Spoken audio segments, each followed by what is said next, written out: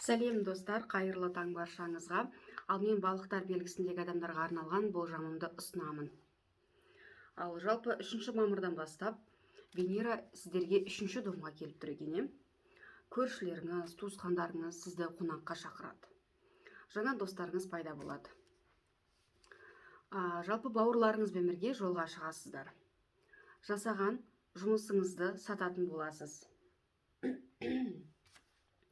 Ал 10 мамырдан бастап Меркурий 5 домға келіп тұр екен. Бұрынғы махаббатыңызды кездестіресіз. Бала көтересіз. Көптен жасағыңыз келіп жүрген дүниені іске асырып, қуанатын боласыз. Бала бақшасын, мектебін ауыстыратын боласыз. Ал 11 мамырдан бастап Юпитер 3 домға келіп тұр екен. Ақшаға байланысты бір жақсы мүмкіндіктер болады, жіберіп алмау керек. Басқа үйге көшесіздер. Ал 16 мамырдан бастап лунный затмение 10 домға келіп тұр екен. Жұмысыңызда өзгерістер болады.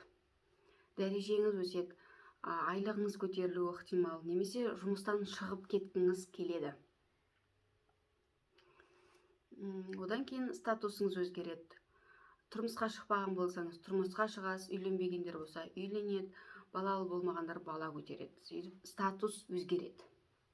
Немесе жұмысқа тұрасыздар.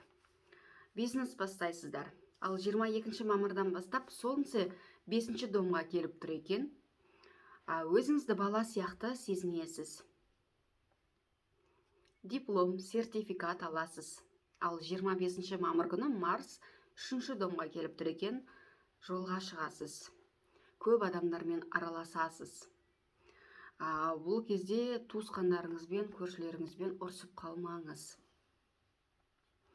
Жалпы белсенді боласыз. Ал 29 мамыр күні Венера 4 домға келіп тұр екен. Үйіңізге зат сатып аласыз. Қонақ келеді. Жалпы өзіңізді жайлы сезінетін боласыз. Жалпы отбасы мүшелерінде жақсы жаңалық болады. Ал 30 мамыр күні жаңа ай 5 домға келіп тұр екен.